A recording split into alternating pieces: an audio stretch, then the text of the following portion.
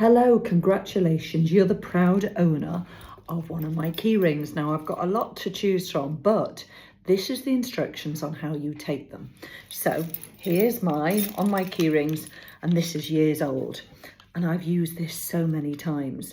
If you're out and about and you see someone or something happens to you and you need one of your remedies, if you don't have a water bottle to hand straight away, just take out the remedy, here's mine, take out the remedy of choice and just open it up and put one, under your tongue straight away, okay? Now, if possible, you go and buy or you go and get a water bottle, fill it up with water, and then I just want you to put one of the pills straight into your water bottle, and I want you to then, shake it and sip it, and shake it and sip it throughout the day and perhaps throughout tomorrow as well, if the symptoms are still there.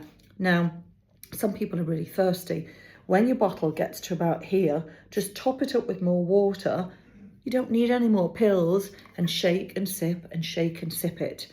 If you can't get hold of a water bottle and perhaps you might be on an aeroplane or something, then you can just put maybe one more pill into your mouth in about half an hour, and then maybe one more pill into your mouth before you go to bed. But the water method is the best, okay? So if someone's having a panic attack and perhaps you've got the aconite, give them one straight under the tongue straight away, and then go and get a water bottle and get them to shake and sip it. But if you have to, you can give them another one as well in about an hour's time if they're still feeling anxious. And then once the symptoms are gone, you can wash out your water bottle and you can stop taking your remedy, put it back in your kit, and then it's there when you need it the next time. So I hope this explains how you can take your remedies from your little wallet. You have purchased the trauma key ring. Now, there are only 4 remedies for you to study. It will really do you good if you can just make a few little notes, so then it will remain in your brain. Okay, the first remedy you've got is Arnica 1M. Now, Arnica, a lot of people know, is for blows and for bruising. So you could be walking along and you have a big fall, or you see someone else have a big fall. There could be perhaps you've gone along and you see someone have a car crash and they're feeling really like bruised emotionally because it shot them to the core. Someone could have had a bang to their head. So if anyone's had a bruise and anyone's had a bang to their head or anyone's fallen over, the first thing you do is you're going to get out Arnica. You're going to give them a dose into their mouth.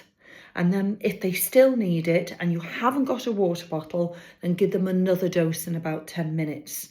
If you've got a water bottle, just put one of your pills of Arnica into their water bottle and just say to them, shake and sip this for 24 hours. It will help them deal with the blows physically and it will help them deal with the blows mentally. So Arnica, for any sort of trauma, you cannot go wrong. Aconite is the remedy for panic attacks and for shock and fear.